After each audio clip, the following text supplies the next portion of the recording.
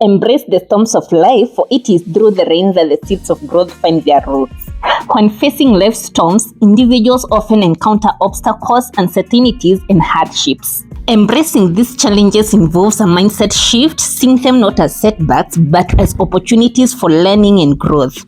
Just as seeds need rain to sprout, facing difficulties can be a catalyst for personal development. In the face of adversity, people may discover hidden strengths, resilience, and coping mechanisms.